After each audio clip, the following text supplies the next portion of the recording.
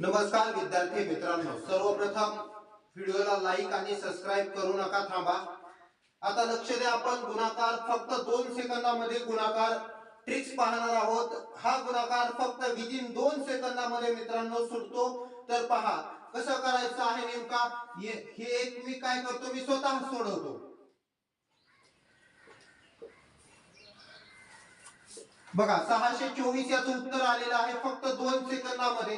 पण हा नेमका करायचा आहे कसा, तर लक्ष द्या काय करायचं आहे। सर्वप्रथम या दोघांचा करायचा आहे गुणाकार, त्यानंतर या 2 नंतर पुढची येणारी संख्या म्हणजे 3 या दोघांचा करायचा गुणाकार म्हणजे बेत्री 6। कॅल्क्युलेटर मध्ये करून पाहू शकता। यानंतर याचं बघा 7 त्रिक किती येतं 21, 2 नंतर किती येतो 3, मग बेत्री 6 याचं उत्तर 621। सेम तसंच याचं 8 दोन्ही 16 आणि 3 च्या नंतर किती येतं 4, मग 3 चोक 12। सेम असंच आहे, काहीच गणितामध्ये प्रॉब्लेम येत नाही। यानंतर एक गणित पहा 46 गुणिले 44। आता हे देखील सेम असंच करायचं आहे, काहीच फरक नाही। 26 चोक 24, 4 नंतर येतं 5, मग 4 पंचे 20। अशा रीतीने तुम्ही गणिताची ट्रिक्स फक्त विदिन 2 सेकंदामध्ये गणित सोडवू शकता। कुठल्याही प्रकारचा आता एक गणित देतोय तुम्हाला, ते तुम्ही सोडवायचं आहे 57 गुणिले 53 किंवा आता 57 गुणिले 53 चं उत्तर अतिशय एकदम 2 सेकंदात हे पण सुटतं, कारण 7 त्रिक 21, 5 नंतर 6, 5 सख 30 किंवा 6 पंचे 30 तुम्ही म्हणता प्रत्येक वेळेला। आता लक्ष द्या सर्वप्रथम मित्रांनो 54 गुणिले 56।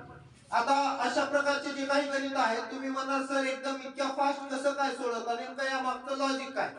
जो विद्यार्थी हा पूर्ण व्हिडिओ जर पाहिला यालाच या मागचं लॉजिक समजत आहे मित्रांनो। यामध्ये एक लॉजिक आहे, ते कसं ते आता मी सांगतो, लक्ष द्या। या ठिकाणी मी हे सर्व पुसून घेतोय, त्यानंतर मी तुम्हाला हे लॉजिक काय आहे नेमकं, इतक्या फास्ट सर गणित कसं करतात हे एक लॉजिक आहे। हे लॉजिक मी सांगतो, लक्ष द्या। लॉजिक काय आहे, उदाहरणार्थ आपण 38 मल्टिप्लाय बाय किती घेतलेला आहे 32 घेतलेला आहे। म्हणजे एक तर सर्वप्रथम पहिला नियम दशक स्थानचा जो काही अंक आहे तो समान आहे, म्हणजे दशक स्थानी इथं 3 आहे, इथं पण 3 आहे। पहिला नियम कळाला, क्लिअर।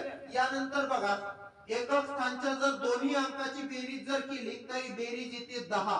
प्रत्येक गणितामध्ये बेरीज करून बघा, 7 आणि 3 10, 6 आणि 4 10, 8 आणि 2 10। म्हणजे प्रत्येक गणिताची एकक स्थानच्या अंकाची जर बेरीज 10 आली तरच ही ट्रिक्स लागू होते, अन्यथा ही ट्रिक्स लागू करायची नाही। मग हे बघा 8 दोन्ही किती येतं 16 आणि 3 चोक किती येतं 12 कॅल्क्युलेटरच्या अगोदर। त्यानंतर लक्ष द्या, आता इथं मी घेतलं 64 गुणिले 66।